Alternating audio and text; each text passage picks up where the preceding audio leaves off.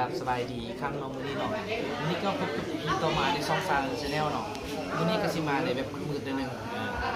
แล้วก็วันนี้เป็นมื้อสุดท้ายของการที่ว่าเป็นบุญบ้านเนาะครบจริงกับบุญบ้านก็จบไปแล้วเนาะวันนี้เป็นมื้อที่มาล้างถามแล้วก็เลยมีการที่ว่าจะปาสีสู่ขวัญได้นึงโดยเงินไปเท่าเนาะเขาก็เสียนิดน้อยแล้วก็มื้อนี้ก็เป็นมื้อที่ว่าบาสีสู่ขวัญแล้วก็สิมีการถ่ายให้เบิ่งว่าบรรยากาศของการบาสีสู่ขวัญอยู่บ้านตอนนี้มันเป็นจังไดเนาะมันเกิดมีอยู่องศานี่แหละแล้วก็มีเท่าแก่มาหลายซ้ำใดแค่ติดน้องซ้ำใดเนาะโอเคมื้อนี้ก็จะมาถ่ายให้เบิ่งเนาะโอเคไปเบิ่งกันเลยนี่เนาะปัจจุบันกับเท่าแก่เพิ่นก็เริ่มมาแล้วนี่เท่าแก่เพิ่นเริ่มมาละเริ่มหลายแล้วได้นี่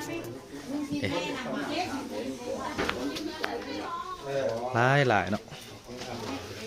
นี่มื้อนี้จัดค่ำไปนึงแต่ว่าแต่ละเทื่อบาสีสุขวัญแต่ละเทื่อก็จัดแต่เว้นมื้อนี้ฮักจัดค่ำไปนึงนี่เนาะครับว่าใครเป็นญาติพี่น้องได้เข้าพิธีก็จะมีการใส่ผ้าบงผ้าเบียงนี่แล้วก็มีการเข้าจับเอาสายสิญจน์เนาะไอ้รับประตูรถบ่มี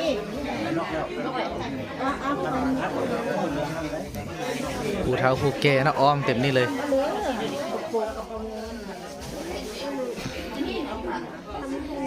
เนี่ยผ่านี่อยู่บ่รถกันบ่มีคงไปที่เด็กแกเนาะคงตัวใกล้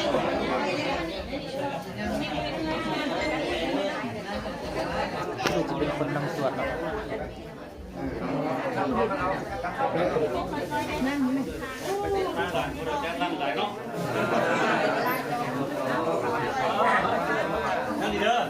ไอ้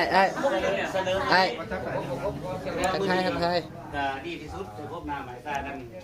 ภายหลังที่พวกหลานมาเนี่ยบนสมนไก่ก็ดีที่ว่าได้มาพบปะสังสรรค์กันทำบุญให้ท่านให้แก่พ่อแก่แม่แก่พ่อเราแม่เราแก่ปู่แก่ย่าเนาะทุกท่านถือว่ามีใจที่ว่าคำนึงคือทอดเพิ่นฉะนั้นเฮาได้มาสร้างสิ่งกินท่านในเพิ่นดีใจแล้วก่อนจะจากกันนี้จะต้องไปสู้ปวดหัวกันเนาะนี่เป็นความสามัคคีขนาดขั้นตอนในมื้อนี้ถือว่ามันเป็นการคือหลังศรัทธากับแม่นแต่ว่าฮู้กันหลังเฮาบ่แก้แนวเพราะว่ามื้อนี้ยังบ่นรอคอยแต่ว่าแล้วบ่นึงก็คือบ่แล้วเพราะว่าศรัทธาร่วมของบ้านเฮานี่แม่นบ่เยอะกว่าหมู่ศรัทธาร่วมตัวนั้นเยอะกว่ากองหดบ้านนี้เฮาจำเป็นเฮ็ดทางก่อนเฮ็ดทันแล้วเฮ็ดครึ่งบ่ทันแล้วจำนวนนึงยังกินอยู่ฮะแล้วจะมีเอาเราแกมาปีมดจะมันจนอยู่แต่ว่าเฮ็ดเขาให้ก่อนมัดเขามัดก่อนแล้วเลยมันให้พวกลูกพวกหลานหาเขาหันหานั่นนี่แหละเป็นมัดสุมาเท่าแกเอารวมเอากระทัดรัดเป็นเฮลาว่อนเป็นการเฮลาว่อนการศึกษาหลากสวยการกินกันท่านถือว่าเม็ดแบบเป็นเรื่องหลักแต่บางอื่นเนาะคือเขาจะเหนื่อยหนึ่งแล้วผมไม่เปล่าเลยจับอยู่คุณจับอดีตที่ใดเล่าเขาเล่าก่อนเธอพวกท่านมัดสู้ทุกคนก่อนวันนี้ผมแม่มือสั่นวันนี้ก็แม่วันดีเป็นวันไสญาติธีอมุตโศกทั่วโลกจักรวาลก็วารีมือดีวันนี้เป็นวันพระเขาดาวซองมือพิงป้องยามดีพวกลูกพวกหลานทั้งเมิดได้ดำดินมาฮอดลอดฝ่ามาถึงมาแต่ทางพ่วงทางไกลได้มากินมาทานมาสมทบกับผู้ที่อยู่หออยู่ห้วนอยู่บ้านอยู่ซองนี้กินท่านหาพ่อเฒ่าจ้าตันแม่เฒ่าจ้าตันออกไปที่นี่จ้าตันแม่เฒ่าดีเรื่องแดงเฒ่าสมยงแดงเฒ่านาพี่สังบอนแดงสังวานก้อนแดงจัดพรเนาะเมื่อตอนนี้ถือว่าเอาดีเจอแล้วเนาะทุกคนก็ได้รับแล้วของกินของท่านนะวันนี้เลยสู้ก่อนเอาเขาทานสู้สื่อสารเนอะเมานี่เลยเมาเนึงละ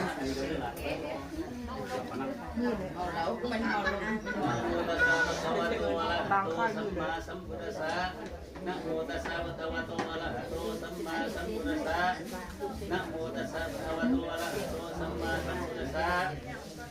Putangan watanan sini tangga sananya nyawani pangan tanang kasana มิธรรมังอายุวัตนังชีวิตังอาสังฆญาญาวานิพานังตระนังคัจฉามิสังฆังอายุวัตนังชีวิตังอาสังฆญาญาวานิพานังตระนังคัจฉามิสิทธิพระวันบวรเบนเจตาติเลกะเตโสสัญญมังคะลาเออานิกะสวัสดีความสุขีความสามัคคีความเมตตาไม่มีคือมีแก่คนตาของเราว่าเคยดูสุขะสัมลานยาวหูเสาตาโตเท่าทำอริยาทำพุทธีพุทธาเลยลูกเต่าเธอใดเป็นเจ้าเป็นเยือกว่าคนทางหลายเธอมีความสุขสบายลำเลิศข้าแก้วเกิดกลางโฮมทางมีบุญเล็กไม่น้อยอย่าขาดปล่อยจากสีหวังขอเธอมีอายุยืนยาวอย่าน้อยเธอได้ห้อยเข้าขวบยืนยิงยาวนานคุณสัตว์มันอย่ามาบังเกียรติขอเธอเทพไทยกระทรวงโสรญานลงมาโจมขวัญทานเจ้าขึ้นเฮยยืสูงลงมาโจมขวัญเจ้าขึ้นเฮยเนื้อกว้างว่าสีมือนีแมนมือดีสีมือนีแมนมันเธอจะมาอยู่มันยิ่งกว่าก้อนผาแอนเธอจะมาอยู่มันยิ่งกว่าแทนผาจวงผาจันเธอจะมาอยู่มันยิ่งกว่าภูเขาหลวงไกรลาดเธอจะมาอยู่มันยิ่งกว่าอาเก่าสุเมลัยเธอจะมาอยู่มันยิ่งกว่าดวงตาวันอันใสช่องแกงมือนีแมนมือสันวันนี้แมนวันดีวันพิธีอามุตโศกพวกเขาพร้อมกันมาบูราบาสีสู่ขันสมโพธิสงโสดนำพุทธาเพื่อทานหายโลคาและปัญญาทางอุบาทเล็กจังไรทางวัดไออันหายยิ่งพร้อมทุกสิ่งคนตายเพื่อพวกท่านเป็นเจ้านายผู้มีอำนาจกว้างทั่วกอบจักรวาลผู้โจรมารอย่าได้มาบังเบียดอย่าได้มีผู้คิดเขียดส่อเสียดและดินท่าเพื่อท่านมีพระญาปัญญาดังเจ้าพระอุศดเพื่อท่านมีเจอุดดังพระเจ้าเตเมสัพเพเตโลคาสัพเพเตพญาสัพเพเตอันตะเลยญาสัพเพเตอุปัฏฐาวาสัพเพเตทุนนิมิตังสัพเพเตอวมังคาลังปิวินาสตุจัตตโรธรรมาธรรมทั้งหลายสี่ประการคืออายุวันนะสุขภาละอะโลกายะภวะทวนหาปฏิภาณาภวะรนภพอาทิวัตยะรนเย็ดจงเสด็จลงมาหักษายังขันทักสันตานแห่งทางเจ้าเงินเจ้าสันเจ้าวันเจ้าทรงเลยเจ้าศรัทธาทุกปีทุกเดือนทุกวันคืนคำเศร้ากาโตเท่าเขาสูนีละพานเด็กขขาเถิดก็เฮมาสามือนี้วันนี้ก่อนเจ้าไปดูหูดูทำนมูสิงเสือก็เฮมาสามือนี้วันนี้ก่อนเจ้าไปปลูกมะเขือเป็นดอกก็เฮมาสามือนี้วันนี้ก่อนเจ้าไปยอกลิมนำสัตว์เนื้อกลางดงก็เฮมาสามือนี้วันนี้ก่อนเจ้าไปหลงเข้าในโกนแกมบางก็เฮมาสามือนี้วันนี้ก่อนเจ้าไปอยู่ข้างนางใหม่มูซานีก็เฮมาสามือนี้วันนี้ก่อนเจ้าไปอยู่ดีมือนักที่หวยห้องก็เฮมาสามือนี้วันนี้ก่อนเจ้าไปถือพวงคล้องภายหน้าเฮเตามาว่าวันนี้ก่อนเจ้าเดินไปนะอเมริกาและฝรั่งก่อนเจ้าไปนะให้คนงามวันเจ้าไปตกน้ำบางเบิร์นเธอเลยเบิร์นมาเด้อไปจีบเยอะเบิร์นเธอตามมาวันเจ้าเดินไปกำทางไปทางประเทศวันเจ้าไปตกตามเขตเมืองฮอลและเมืองทวนวันเจ้าไปตกเมืองงอนตามประเทศวันเจ้าไปตกตามประเทศเขตเมืองไทยวันเจ้าตกไปไกลเมืองลาเวสวันเจ้าตกไปเมืองแคเทตานีวันเจ้าตกไปเมืองเกาหลีญี่ปุ่นวันเจ้าไปปันหุ่นเทียมต้นวันเจ้าไปเที่ยวเมืองบนและเมืองฟ้าวันเจ้าไปเที่ยวเมืองพม่าและอินเดียวันเจ้าไปเที่ยวกัมพูชีและไซมอนวันเจ้าไปเที่ยวฮอนดูทางไกลวันเจ้าไปจูกลางไทยแหมเพื่อนวันเจ้าไปดูเขื่อนน้ำปลาวันเจ้าไปดูน้ำนาคาพุทธนาวันเจ้าไปดูปากหอยและลำเชวันเจ้าไปดูน้ำทะเลเงายันวันเจ้าไปดูน้ำนางด้านผีหลวงวันเจ้าไปดูน้ำพวงผีเสือวันเจ้าไปดูเนื้อแห่งผีวันเจ้าหนีขึ้นมาเป่าฟังเขามานั่งดูกับขวัญบ่ละบ่แล้วเสือขวัญเขามาสู้เสือเอาขวัญมือเจ้าเสือมาเข้าตัวเองสักดอกขวัญเฮือแลนมาเฮา90 ดอกขวัญเฮือแลนมาโฮมบ่เฮือมาโฮมตัวนี้เฮือมาเฮือในกินเฮือมาอีผู้แก้วมาฮอดแล้วคือมันเทียงเทียแล้วตาเด็กผู้ขาเทินนับตั้งแต่วันนี้เป็นนาฝนตกอย่าได้ต้นเป็นนาเปล่าอย่าได้ต้นไปไกลเผื่อมีอายุยืนยาวยิ่งตาต้นเฮา5,000 ภาวษานับตั้งแต่วันนี้เป็นนาเผื่อมันปานงามกับว่างนับตั้งแต่วันนี้เป็นนาเผื่อมันยืนยาวนานปานเพื่อนสั่งของหลวงนับตั้งแต่วันนี้เป็นนาเผื่อมีอิทธิพลเรื่องลาดมีอำนาจเธอเป็นเก่งขำแก่ศัตรูหมู่บ้านทุกประเภทขอน้อมเข้าเขตไกลปาฐาขอมียศศักดิ์เรืองราชโภคาอาจหลงไหลงัวควายมีหลายหมื่นนอนรับเธอได้เงินพันนอนฝันเธอได้เงินหมื่นนอนตื่นเธอได้เงินเสียนแดนมือไปเธอได้แก้วมันสูดโทษให้อย่ามาพานมันให้อย่ามาเบียดสภาพโลคาและเสด็จทั้งหลายทุกสิ่งนานาขออย่ามีมาเบียดเขอได้ฮับจุดเจ็ดและดุษาได้กดขาเทิน อายุวัฒโกทานังวัฒโกสีวิวัฒโกยัสสะวัฒโกภาลักวัฒโกวันนาวัฒโกสุขวัฒโกโหตุสัพพทาสุขโลกปัญญาเวลาสุขาจันตุจุปัทวาอาเนทอันตริญญาปีวินาจันตุตันเจสัสสะเสญสิทธิธารังกะพังทุกเขมขัญญังสุขังภาลังสีลิอานิจักวันโนจักหุขังปริขัญญังสวัสสะจักวัสสะจักอนุจักเจวะสิทธิภาวันตุเตสัญญตุภวังไสยะมังคะลังสาวที่บอกมันได้แล้วมาเอาตอนที่สองมันได้แล้วมาโฮมแล้วมาโฮมไม่หมดเลยมากเดือดเลยทิ้งมันยิ่งผู้แก่มาแล้วมันเทียนราคารู้ก็ได้ก็กาเด้อจับประเด็นจับว่ามันอันนี้มันมอบเสื้อมือเสื้อดิวมาจับอันนี้นะมันอันนี้มันเน้นหมูเอาเราหลวงได้มอบเสื้อมือเสื้อดิวเพราะการทำจับตัวเอาตั้งแต่เด็กเมื่อนานเขาปัจจุบันนอนพวกนั้นได้จับตัวรอดมากดึ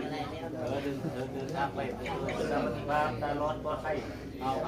อย่างพวกอาชญาบ้านไทยกับคุณสุบานสู้เมืองก็มีความปลอดภัยปลอดภัยที่ต้องได้วันนั้นที่ละเอามาเด้ออันนี้ยายใส่กันเดินเอาแก่เลยสุดการตามข้อเราไปยุ่นนี้ไปตามระดับเนาะครับ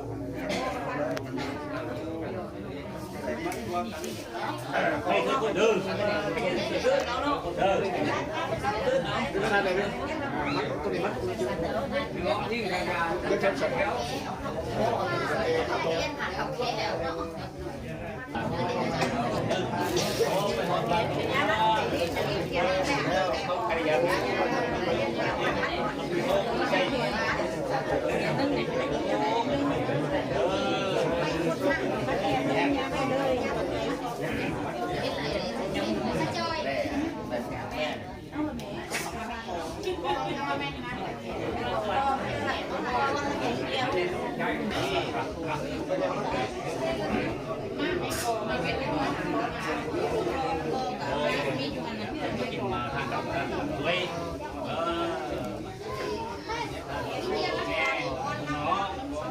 ตัวนางลุงมี่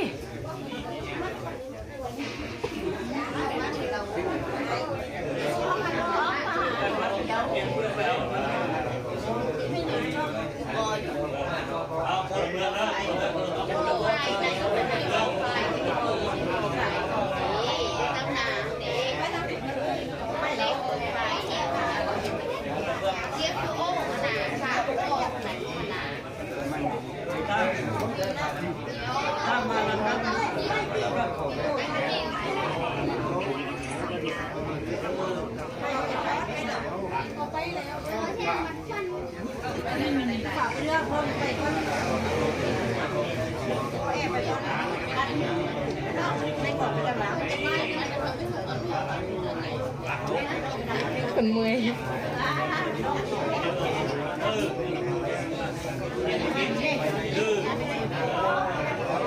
โตเหอะ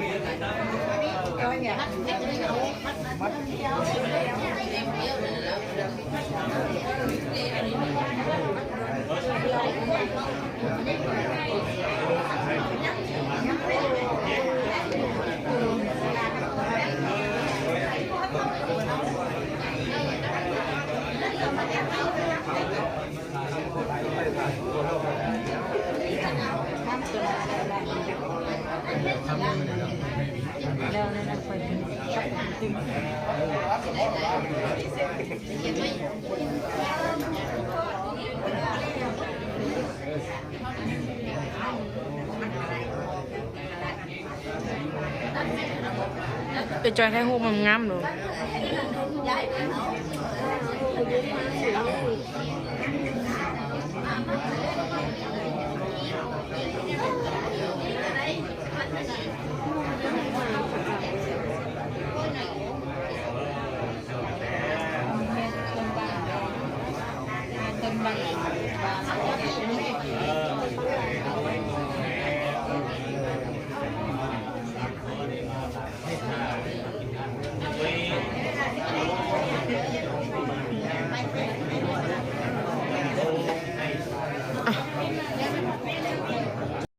นี่เนาะคือการมัดก็จะมัดเริ่มจากจุดนี้ไปเนาะนี่ ผู้เฒ่าเขาจะเริ่มจากจุดนี้แล้วก็อ้อมไปแล้วก็เรียงตามอายุก็คือเริ่มจากป้าเพ็งเนาะนี่ป้าเพ็งนี่ป้าเพ็งนี่แม่แล้วก็ต่อมาอายุหลายไปหาน้อยแต่ว่าต้อมทีคือสิมัดนำหลังก็บ่เป็นหยังดอกเนาะให้ผู้อื่นมัดก่อนโลดเอาไอ้นี้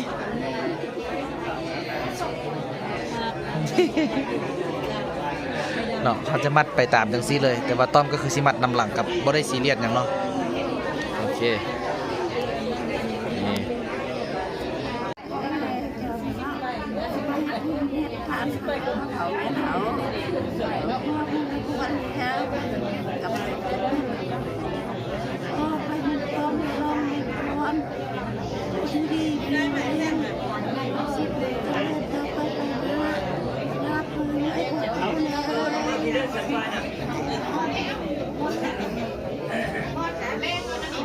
นี่ตอนนี้ก็เริ่มมัดให้เมสุกแล้วเนาะตอนนี้นี่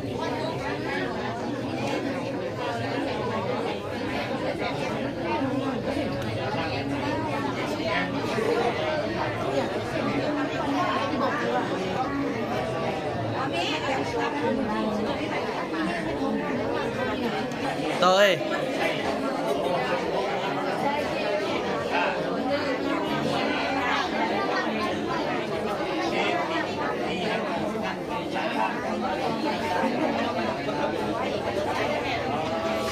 ครบไปไหนแม่น่ะ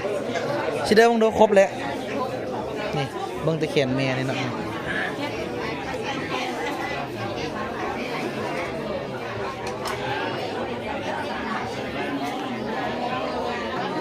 อันนี้ก็จะเป็นต้มหมูเนาะนี่มีต้มหมูเครื่องคาวหวานข้าวนอกขนมดอกไม้เบียร์เนาะประดับนี่แล้วก็มีข้าว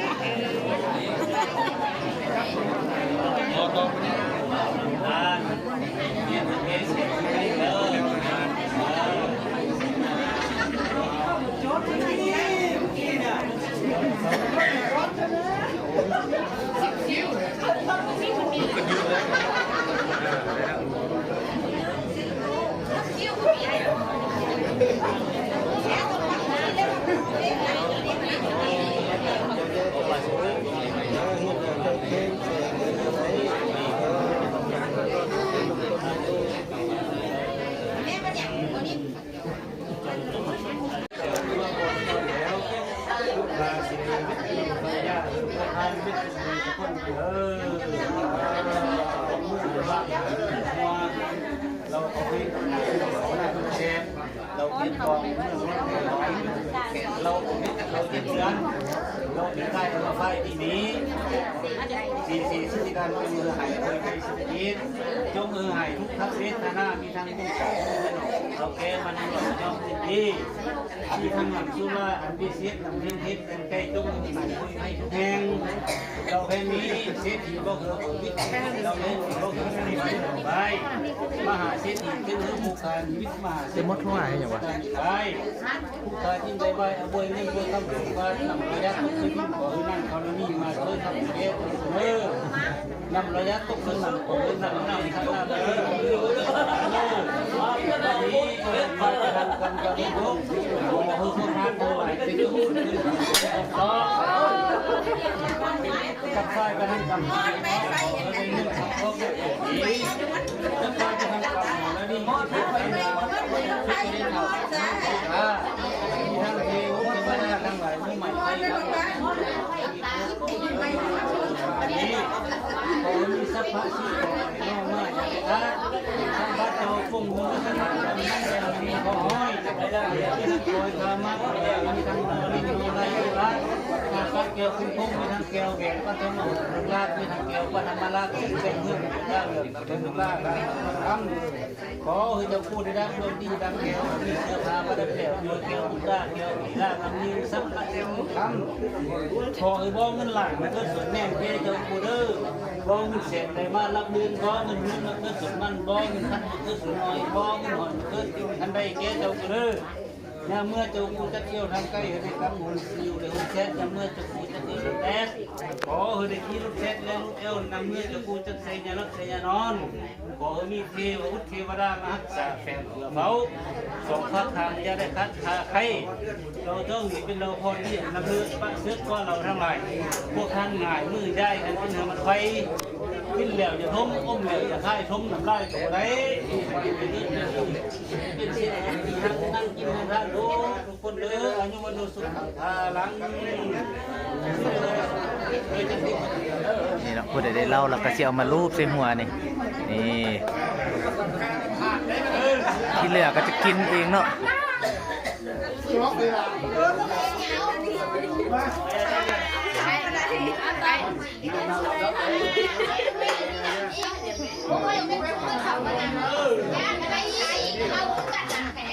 ผู้ใหญ่ก็กินเหล้าเนาะส่วนผู้น้อยก็กินน้ำแทนนี่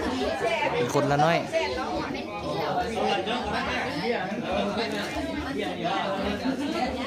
ไปหลับวันนี้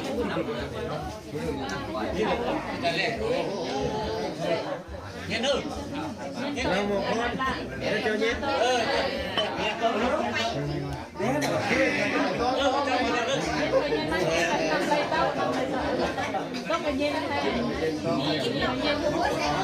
แกละเรื่องโจรเนี่ยทางยังของน้ำโอ้ได้คิดตัวคิดคายตัวก็ดี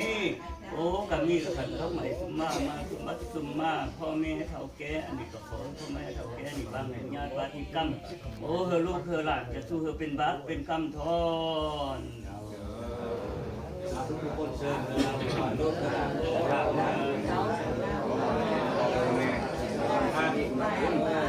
ตอนนี้ก็จะเว้าหมดทุกคนเลยเนาะนี่อวยพรหมดทุกคนเลยนี่ญาติกันเว้าเนาะ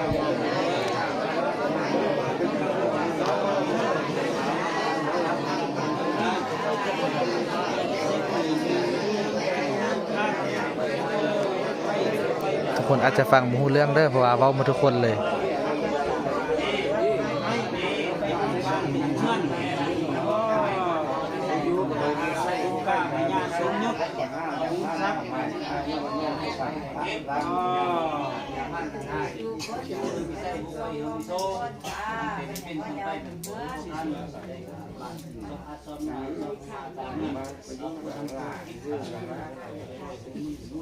ผู้ทำกิจการงานทางราชการขอซึ่งสิ้น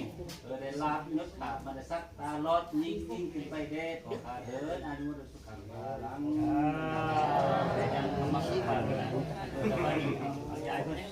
มีนายแค่ไปนับเหนือใจเนอะสุดท้ายนี่ก็สิมีการแจกป้างเนาะแจกป้างก็สิเป็นสไตล์แบบว่าเอาให้ตอบแทนที่เพิ่นเสียสละเวลามาเฮ็ดพิธีทางศาสนานี้ให้เนาะก็คือการสู่ข้อสู่ขวัญแจกให้ผู้เฒ่าแต่ละคนเลย